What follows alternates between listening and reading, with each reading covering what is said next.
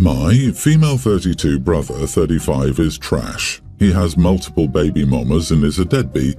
He also is the apple of my mom's eye. He can do no wrong and is just misunderstood. My parents are retired and on a fixed budget.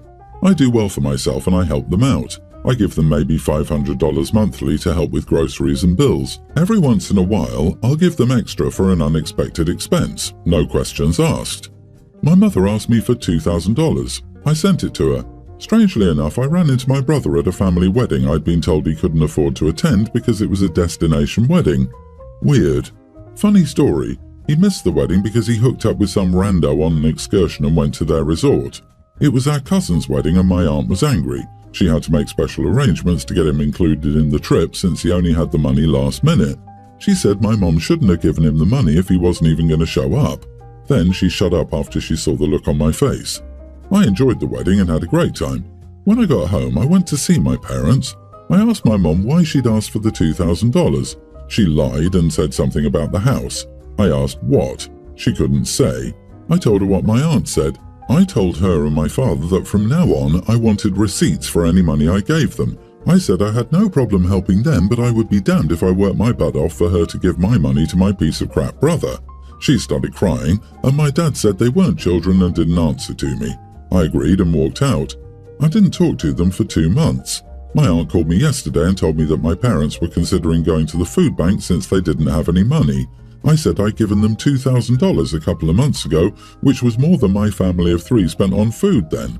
She said I knew damn well they'd given my money to my brother. I told her that he should probably pay them back then. She said I was being a witch. Am I the idiot? OP, you're not the idiot, your parents are. They've created this monster and now you're supporting him. They're using you as a cash cow.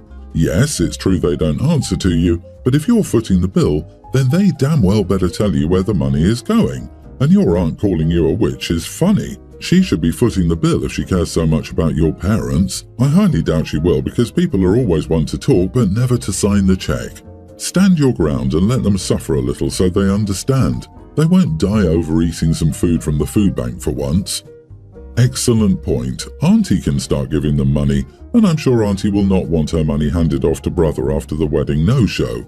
I can't imagine the nerve the parents have giving lazy bro $2,000 of your money to attend a destination wedding, and then he doesn't even show up at the wedding. This is what happens when lazy people are given other people's money. They don't treasure it, they don't appreciate it, they waste it. Oh, the parents are the real idiots of this piece. Yes, brother is leeching off them, but he has learned he can. People go with what's easiest, and the brother learned mommy and daddy will take care of things. I'm not surprised in the slightest that he didn't go to the wedding. Frankly, OP should stop giving money to the parents anyway, as they won't stop handing it to the brother. Money is fungible. Even if the money you give them isn't directly spent on your brother, it still subsidizes him. Every $100 of groceries you give them or they buy with your money just frees up $100 of their money to spend on your brother. They don't even feel guilty about this, as, in their eyes, you're the bad daughter for not supporting the family, and it sounds like nothing you do will ever be enough. If anything, your involvement helps them ignore your brother's failings as you pay for the consequences. Maybe a couple of years of no support and contact from you might force them to reconsider how they've treated you both.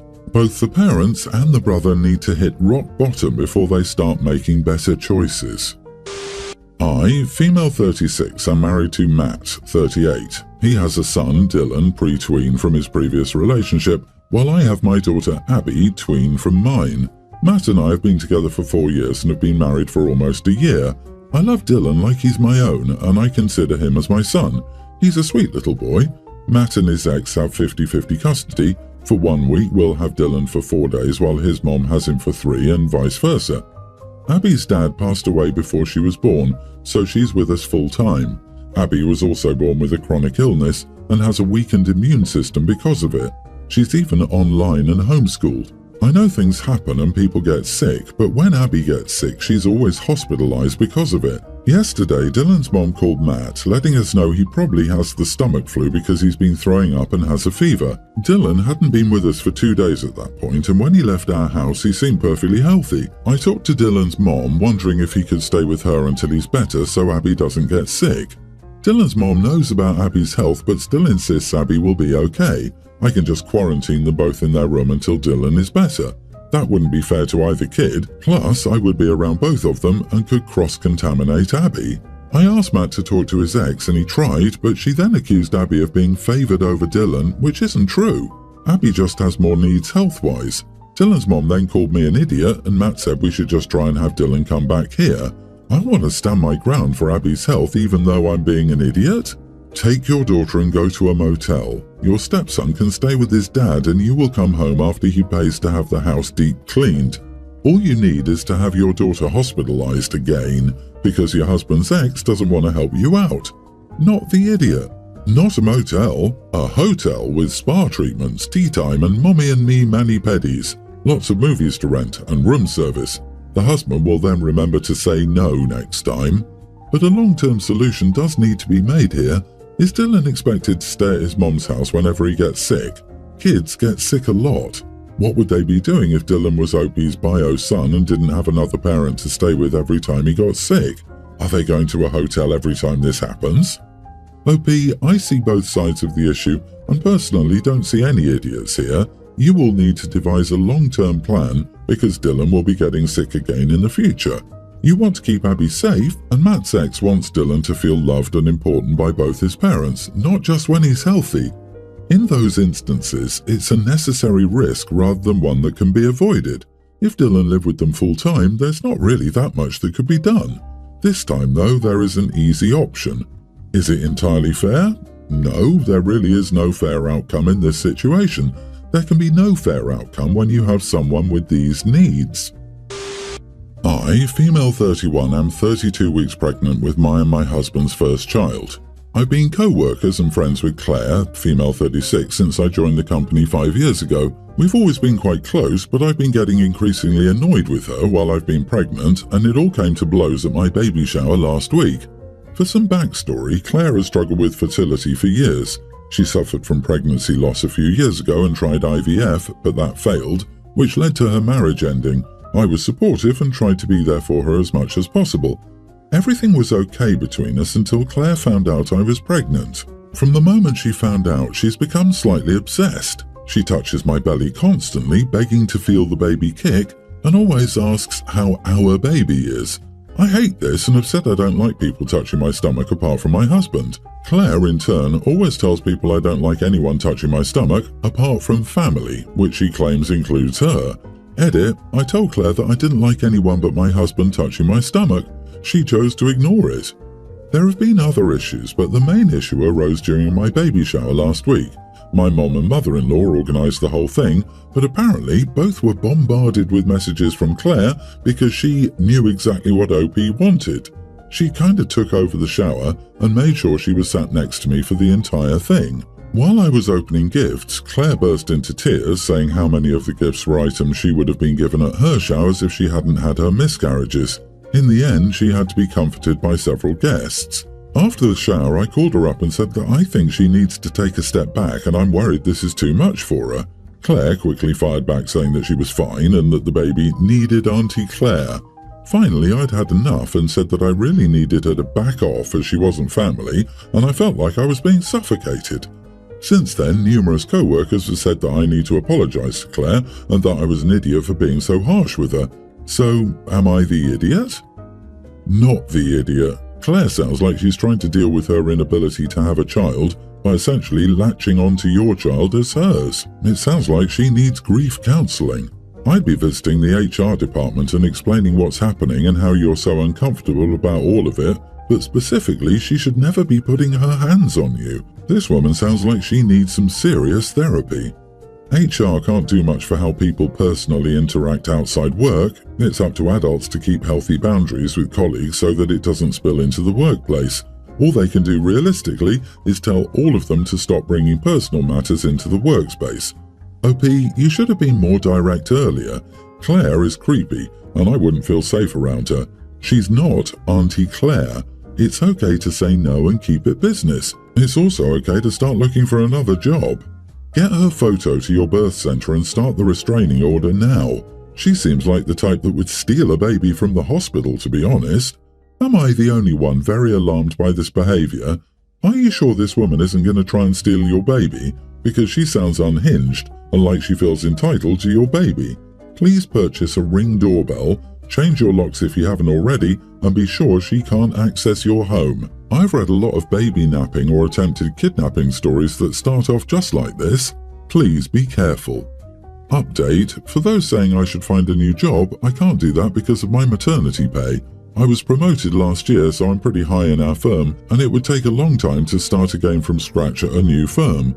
I will talk to HR though if I continue to be hounded by co-workers, and if people could please stop saying she will steal my baby, I would appreciate it. It doesn't help during what is already a stressful time. I'm not in the US, so we have much higher security in maternity wards. Yes, I have a Ring doorbell on my home, we've had it for years. No, Claire does not have a key to my house, no one apart from our parents does, and she's never been asked to babysit. The only people we'd ever ask to babysit are our parents or my husband's sister. So, for some context, I started my own business about 8 years ago using a loan from my brother for about 45 grand, and I decided to thank him for taking a chance on me by setting up a college fund for his daughters that they can access when they turn 18. So recently, at my niece's birthday celebration, I decided to inform the kiddos of the college fund as an extra birthday gift. Anyway, once we got home, my fiancé asked me why I didn't tell her about it beforehand. I told him I didn't think I had to run it by her since it was my money, but if she wanted to know, I'd run any big purchases by her next time. Later that evening, she said I should set up a college fund for her nephew like I did for my nieces so it would be fair. I told her that it was a thank you gift and not something that should be expected by default. She told me that she should get a say since she helped me get my start when I first started my venture. I told her it wasn't the same thing and refused to do it until I had a better relationship with her family. Am I the idiot for setting up a college fund for my nieces but not my fiancé's nephew? Edit. I mean, I never asked her to put her career on hold. She just didn't enjoy working 9 to 5, and I made enough to support her, so she just stopped working 6 years ago.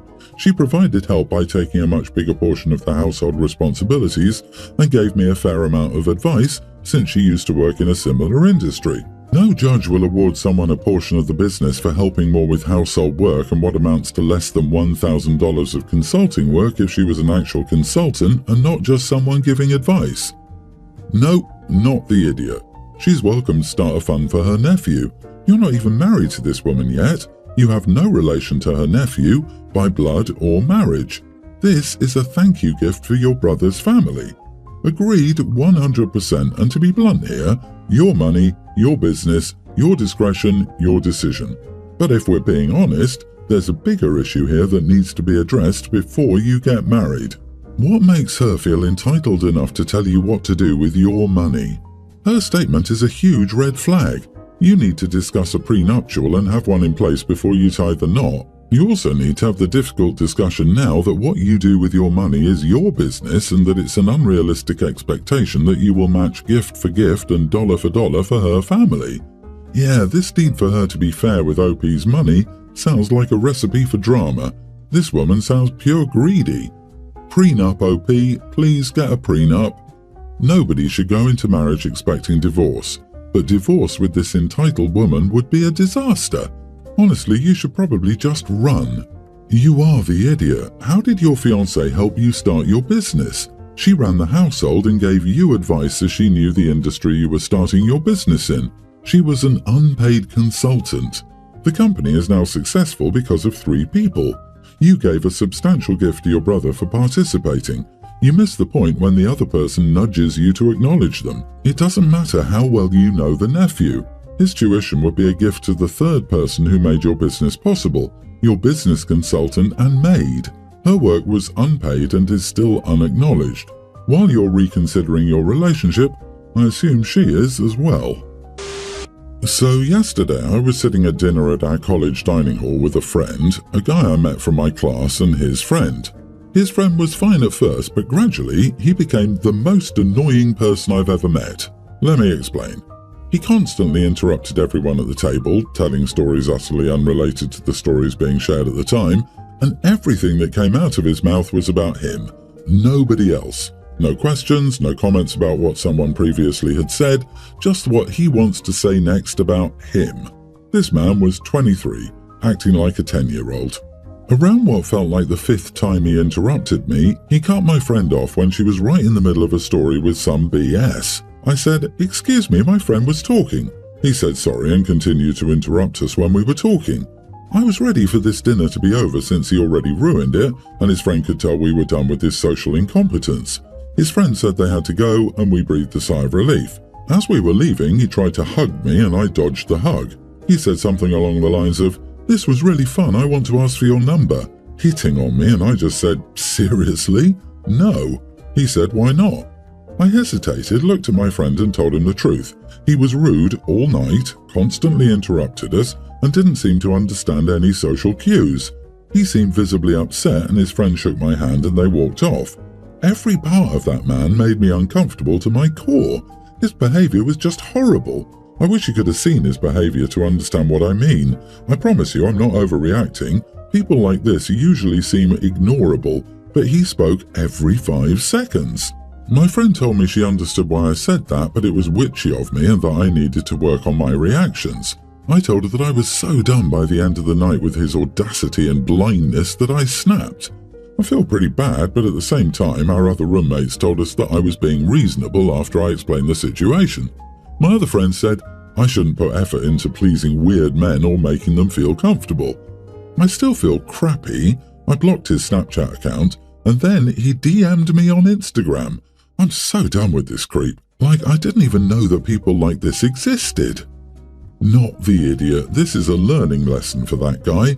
I have ADHD and I have the hardest time not interrupting others. It just takes a lot more effort on my part to wait my turn to speak. I know everyone's different and some have a harder time being social or reading social cues, but it's not impossible. It just takes more effort for some of us. Also, being told by someone to stop interrupting isn't a negative thing. Give them the time to speak just as you'd want someone else to do the same for you. Ew. If your friend feels so bad for him, she can give him her number. Oh, she doesn't want to do that? Of course she doesn't. And of course you don't. And he found you on social media after all that. Now he's stalking you. Of course. You should bring this to the attention of your university. Normalize telling rude, self-absorbed, narcissistic idiots the truth about their behavior. You are probably the first not to coddle him and tell him the truth about his obnoxious behavior. You did the right thing. Your friend seems like a people-pleasing doormat who enables entitled, rude idiots. My other friend said I shouldn't put effort into pleasing weird men or making them feel comfortable. This friend is wise. Honey, he asked for your number but you refused. He asked why and you answered truthfully. There's no reason for you to feel crappy about this. Always trust your gut. This man made you feel a certain way and you should trust the feeling.